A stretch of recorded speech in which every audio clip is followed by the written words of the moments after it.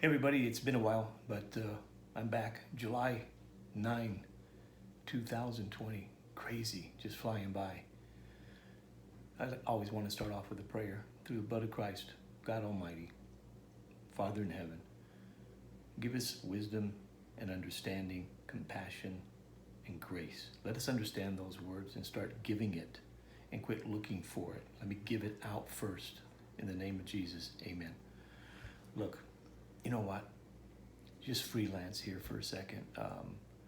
What's going on? I mean, everybody in this world is attached to something, okay? Our mind attaches to something, almost like a bug attaches itself to a tree or a leaf, and it usually sucks the life out of whatever it attaches to, okay? So in our world, we've attached ourselves, we've allowed people, information, words to attach itself to our minds and to our flesh. Look, I got a mind, which is my heart. When people talk about, well, he's got a good heart, what a good soul. The soul is the mind, the personality, who I am deep inside, who you are, who we really are inside, okay? Heck, most of the time we don't really know who we are really inside, because we're the direct result. Every person, you, me, and everyone, we are what we've been taught. How can you not look at a little kid 4 years old on Facebook, or these great videos, the 3-year-olds dancing, but sometimes as the camera's going off, you can see the kid following mom. Monkey see, monkey do. That's it. I've been that way. You've been that way. We've all been taught what we know, whether it's a truth, whether it's a lie. End of story. We're all broken, some worse than others. But the bottom line is we've been lied to. Every person that was ever born was lied to and told truths. We live in a culture, no matter what relationship, no matter what race, no matter what color, no matter what, we are all broken, okay? And the answer isn't in joining any club, never has been. Okay, why do people join fraternities and sororities? To have a team, to have community, okay? Why do we go to church? Community. Why do we meet with family members? Why do we celebrate New Year's Eve and all these different functions? Because we're relational. As far as all of our upbringing and all the damage that was done, it's across the board. We're vulnerable. We are strong when we're young, and we get weaker as time goes on. But let me ask you a question. Are you guys fed up? Look at coronavirus, movements.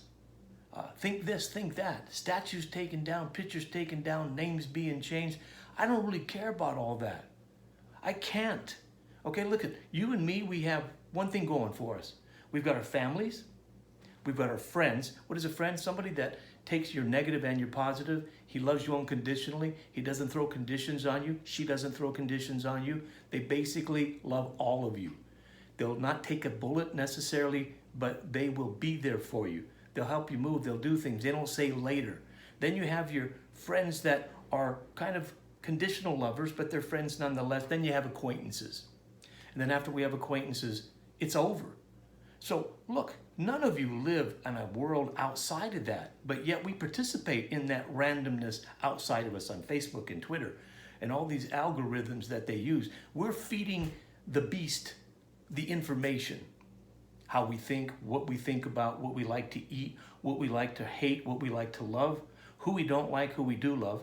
They get to see our arguments. They get to see a debate going on, and they get to see the strengths and weaknesses of the human race, not as individuals as much as the group. Then they use those algorithms to move political movements, to move political information that they want to sell, or a bill that they want to pass, or a movement. And so even take away the conspiracy thinking. I'm talking about facts. We were all born in a world at war. We're all going to die. And by God, you really think that you're that strong and you're that amazing? Because we're not. I'm not. The only time we're amazing is when we're loving and caring.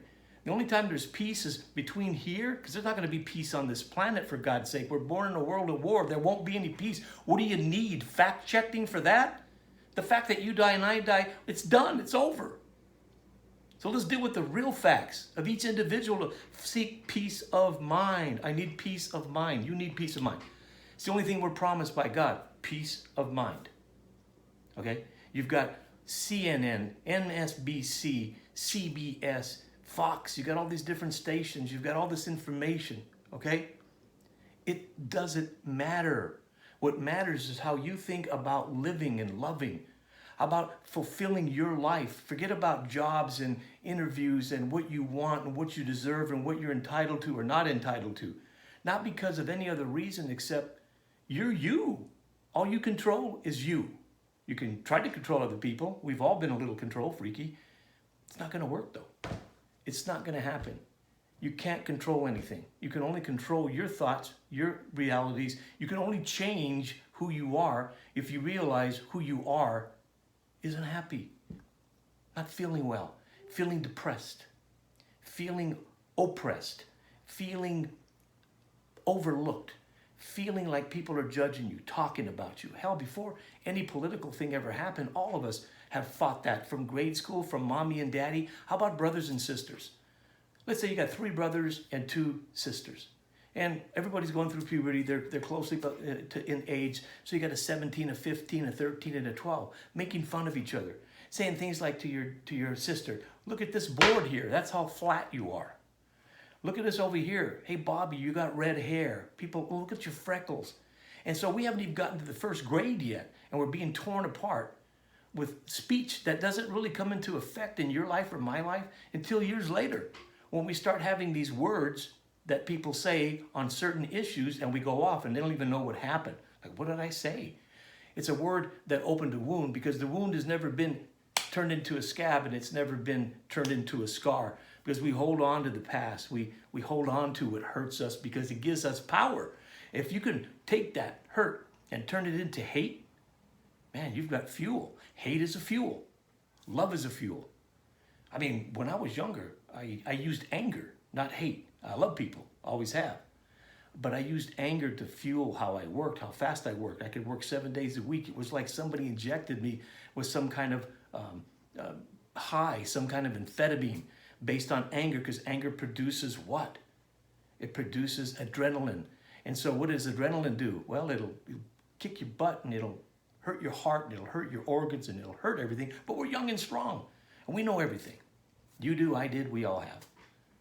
The bottom line here, man, it's not about all these movements. It's about coming to peace of mind here, develop some kind of love so that we can communicate and have relations and have community based on respect for one another. But I've got to respect me. I've got to quit pointing the finger. I got to quit joining outside that group of people that I can contact.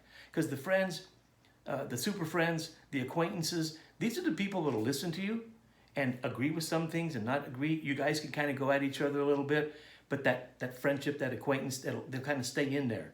And you can agree to disagree. But outside that, that's where the agree not to agree, okay, disagree, where people start hurting each other because they don't know each other. You know, no, you're an idiot. No, you're an idiot. I can't believe you think that way. I can't believe you think that way. And God, I don't care who you are, myself included, I've been sucked into that.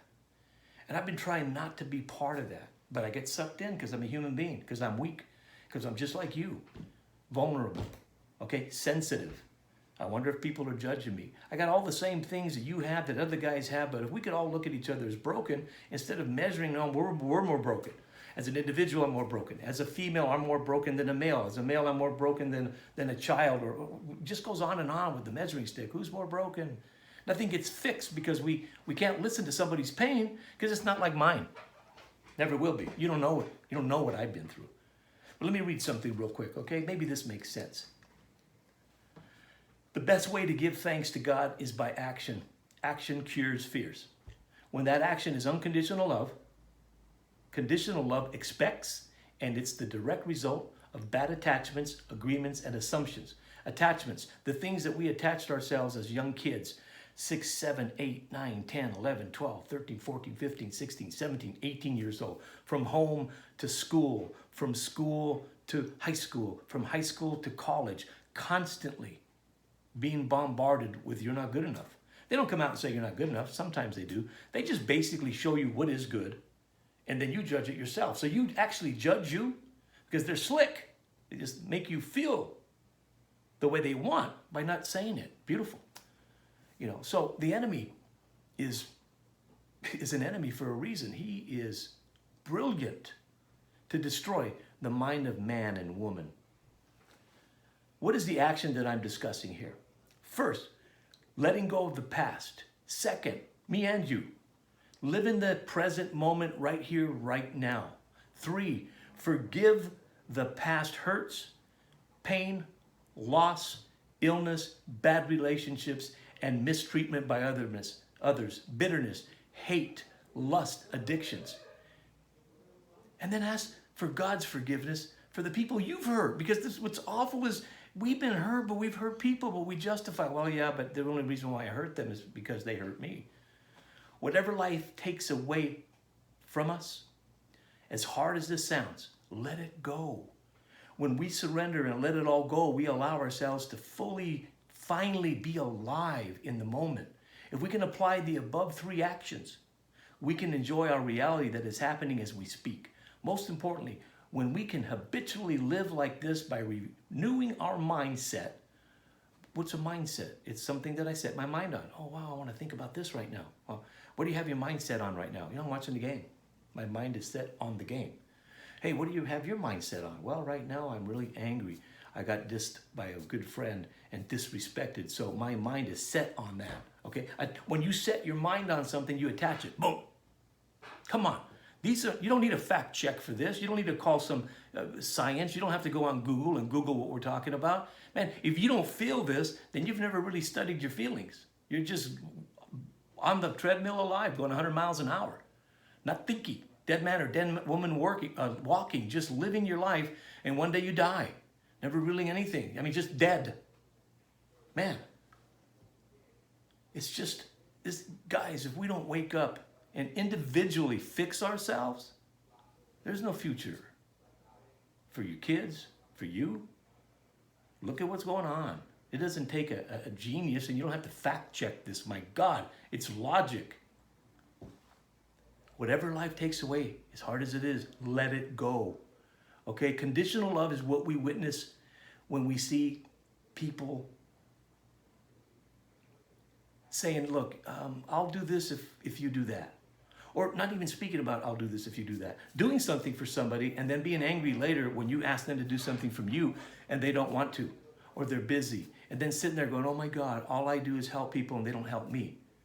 That's conditional love. So here we are telling about we're loving and we're caring, and other people aren't. And so we draw a line, and we have problems with the people. We start to get hard feelings. We start internalizing relationships, and so we start pulling away, not wanting to be in relationships, because after all, they're just a pain in the butt. But what is unconditional love? No expectations. Okay, so you've got all these movements going on right now, and all these rights going on right now. What they're saying, you don't have to do fact check, is they're saying, look, man, they talk about love too. Oh, love, equality, this and that. No, because there's attachments to it. Because that's all we've ever been is attached to things. We'll be happy if you can do this, and that. And the world will be a better place if everybody does this, and that. Never pointing a finger at me, because I'm leading a movement. You need to change. What, do you need to fact check that? Do I need to fact check that? We live in bitterness. We live in hate. We live in non-forgiveness. We become conditional lovers. I will love you if you do this, or act like this, or give me this, or that. We become demanding, entitled. We slowly find ourselves under the oppression of a demonic warfare, a spiritual, mental warfare. The part of you that's not attached to your flesh, okay? It's attached to the spirit that lives forever. Personality, how you think, how you laugh, how you decipher things, the perception, the reasoning, the imagination, the memory, those things, the mind, okay? That is what is being oppressed, okay? If we can squash the man or woman's mind so that they can't communicate and be confused, we'll own them. That's evil, that's Satan. We lose our identity, okay? And that's what you're seeing, mass doses of people losing their identity and taking on someone else's identity, someone else's plight, flight, entitlement. They even call Social Security an entitlement. That's like you working for 40 hours a week, and I hand you a check. And when I hand you the check, I go, you're entitled. You act like a little entitled brat. Yeah, you worked and got the money, but I gave you the job, and I did all this for you. So, That's the same thing, Social Security. You know, you saved all this money, we got all these promises, and then they say, you know what, that's entitlement. We have to get rid of the entitlement. Man, using words to destroy promises because they're old-fashioned. It's no longer necessary. Wow. We use mask after mask to manipulate the people around us, slowly losing our identity. Let me tell you something. It's going to go right here because I always do. Without Christ, everything is already clouded by the smoke and mirrors that we gaze into for identity. I need to say to myself with this understanding, you need to say this with this understanding, that I will no longer allow anyone to manipulate my mind in the name of love. What that means is I will not allow myself to manipulate the world around me, so therefore I will not be manipulated. In other words, I have to stop manipulating if I don't want to be manipulated, because it takes me to change first. This is the beginning of self-identity through unconditional love, because I no longer expect. If we take expectation out of the equation, then we give of ourselves, and there is not a response or a good reaction. We're not offended. If we're not offended, then there's no betrayal. Look, I hope it made sense, because, guys, if we don't use a righteous anger, if we don't use a righteous sensitivity, if we don't use our ability to communicate, if we don't realize that we are entitled, everybody is. If we don't start realizing that there's never going to be peace on earth, there's only going to be peace between the ears for each individual. If each individual can learn how to live in peace, disconnecting himself from the world that he will never know, the outside arguments that you have on Facebook, on Twitter, with people you will never know, don't want to know, don't care to know, and stay with the circle of life that you live in without being drawn in to that manipulation. Look, we all got to start fighting for it, man. What's your ideas? What do you think about this? Okay? Have a great day. Just wanted to share that with you. God bless everyone. I'm a little angst because, man, I'm trying to fight for sanity. I'm trying to fight to stay awake. I'm trying to keep my mind at peace in spite. Look, we can't make fun of the storm or be agitated by the storm. We need to learn how to dance in the rain. That's it. Have a great day. God bless you.